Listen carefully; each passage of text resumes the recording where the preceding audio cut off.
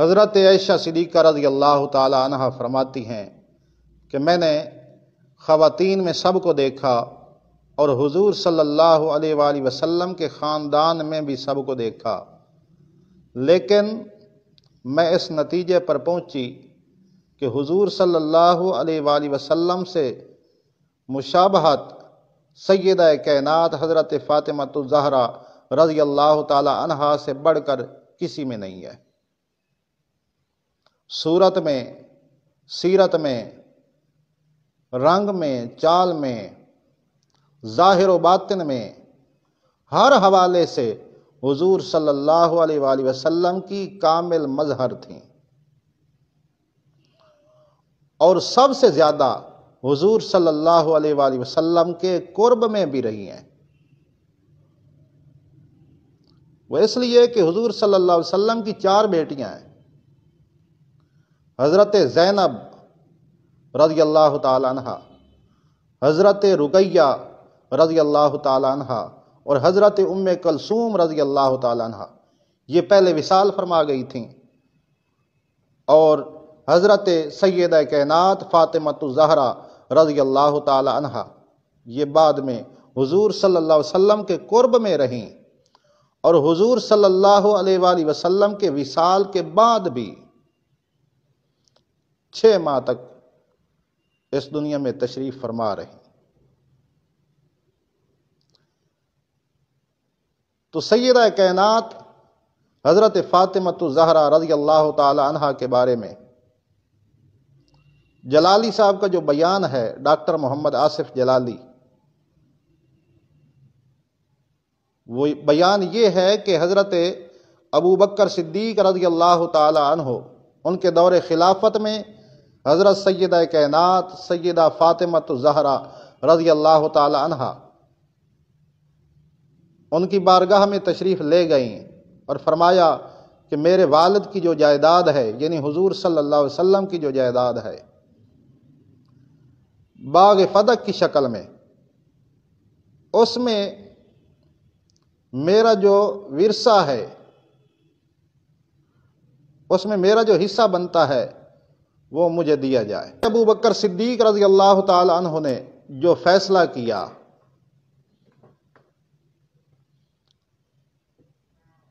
وہ سیدہ کائنات حضرت فاطمہ الزہرا رضی اللہ تعالی عنہا سمیت سب کو منظور ہوا۔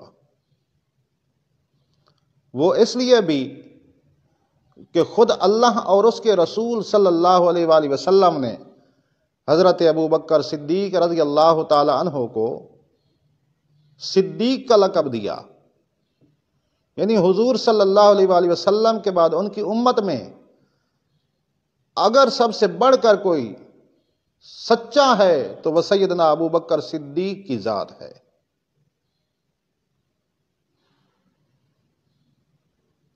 اب جلالی صاحب اس پر کہتے ہیں کہ یہ جو سیدہ کائنات نے مطالبہ کیا ہے باغ فدق کے معاملے میں کہ مجھے حصہ دیا جائے، تو سیدہ کائنات خطا پر تھیں، یعنی ان کا یہ مطالبہ صحیح نہیں تھا۔ تو ہم ڈاکٹر محمد آصف جلالی صاحب کے اس بیان، اس نازیبا لفظوں کی مذمت کرتے ہیں، بھرپور مذمت کرتے ہیں اور احتجاج کرتے ہیں، اور یہ مطالبہ کرتے ہیں کہ جلد از جلد جلالی صاحب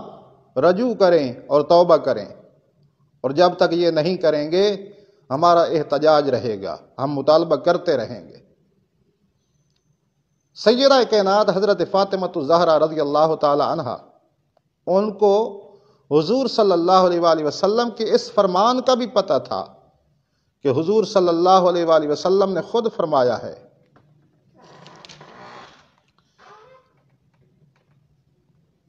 کہ ان الانبیاء لم یورثوا دینارا ولا درہما ولکن ورثوا العلم، یعنی کوئی بھی نبی ہو وہ دینار درہم یعنی مال و دنیا کا وارث نہیں بناتے، وہ علم کا وارث بناتے ہیں، اور یہ بالکل پکی بات ہے، بخاری و مسلم میں حدیث مبارکہ ہے۔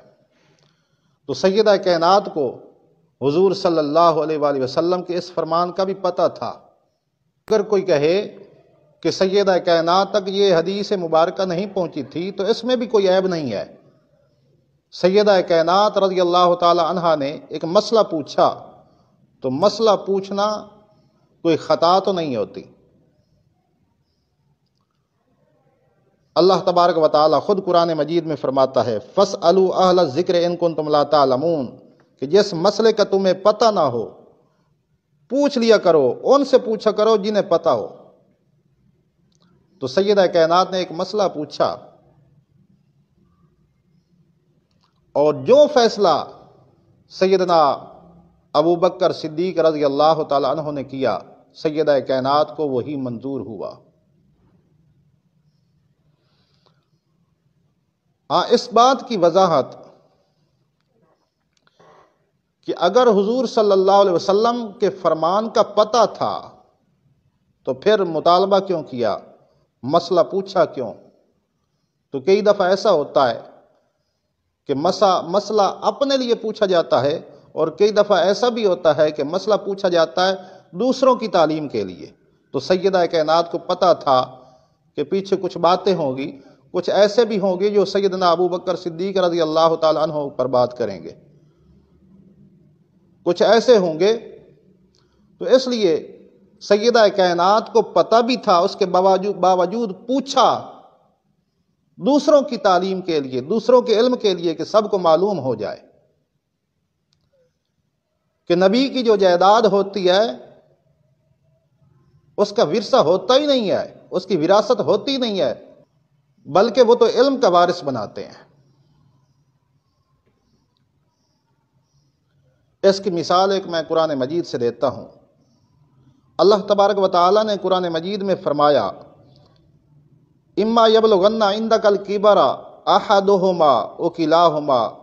فلا تقل لہما اف ولا تنہرہما وقل لہما قولا کریما واخفض لہما جناح الذل من الرحمۃ وقل رب ارحمہما کما ربیانی صغیرا، کہ اللہ تبارک و تعالی فرماتا ہے کہ اے محبوب، جب آپ کے والدین دونوں یا ان میں سے کوئی ایک بوڑھا ہو جائے تو پھر نیاز مند بند کر رہو، ان کے سامنے زبان ان کے سامنے نہ کھولو، اپنی جان نچھاور کرو، اور اگر وہ بوڑھے ہو جائیں کوئی سخت بات کر دیں تو خوشی سے سنو۔ یہ اللہ تبارک و تعالی نے اپنے محبوب سے فرمایا۔ مخاطب کون تھے؟ اللہ کے محبوب۔ لیکن اس بات کی وضاحت کر دیں کہ اعلان نبوت سے کافی عرصہ پہلے حضور صلی اللہ علیہ وآلہ وسلم کے والدین فوت ہو چکے تھے، وفات پا چکے تھے، ان کا وصال ہو گیا تھا۔ تو وصال کے بعد اللہ تبارک و تعالی اپنے محبوب کو مخاطب کر کے فرما رہے ہیں کہ آپ کے والدین جب بوڑھے ہو جائیں تو نیاز بند کر رہو، اپنی جان نچھاور کرو ان کے سامنے، اور اگر کوئی سخت بات کر دیں تو خوشی سے سن لو۔ یہ حضور کو فرما رہے ہیں، حالانکہ حضور صلی اللہ علیہ وسلم کے والدین وفات پا چکے تھے۔ تو یہ بات اللہ تبارک و تعالی کن کے لیے کر رہا تھا؟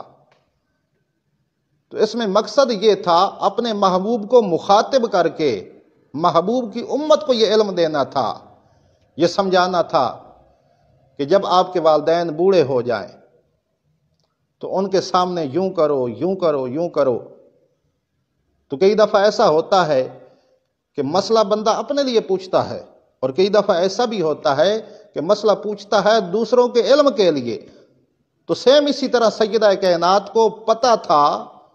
حضور صلی اللہ علیہ وسلم کے فرمان کا، لیکن اس کے باوجود پوچھا، تو اس کی وجہ یہی تھی کہ دوسروں کو اس بات کا علم ہو جائے۔ سیدہ کائنات کو پتہ تھا کہ پیچھے کچھ لوگ زبانیں کھولیں گے، تو انہوں نے مسئلہ حل کر دیا۔ ان کے بارے میں کوئی لوگ کچھ کہیں گے تو سیدنا صدیق اکبر رضی اللہ تعالی عنہ یہ تو وہ ہستی ہیں کہ جن کو اللہ اور اس کے رسول نے صدیق اکبر بنایا، صدیق اکبر کا لقب دیا، تو جو فیصلہ سیدنا ابو بکر صدیق رضی اللہ تعالیٰ عنہ فرماتے ہیں وہ ایسا فیصلہ ہے کہ سیدہ کائنات فرماتی ہیں کہ وہ فیصلہ ہر کسی کو منظور ہے۔ یعنی سیدنا ابو بکر صدیق رضی اللہ تعالیٰ عنہ یہ وہ ہستی ہیں کہ حضور صلی اللہ علیہ وسلم کے بعد ان کی امت میں اگر سب سے بڑھ کر کوئی سچا ہے تو وہ سیدنا ابو بکر صدیق اکبر کی ذات ہے۔ ان کے لیے حضور صلی اللہ علیہ وسلم نے یہ بھی فرمایا کہ اصحابی کن نجوم بے ایہم اقتدیتم اہتدیتم، کہ میرے سارے صحابہ ستاروں کی مثال ہیں، تم ان میں سے جس کی بھی پیروی کرو گے ہدایت پاؤ گے۔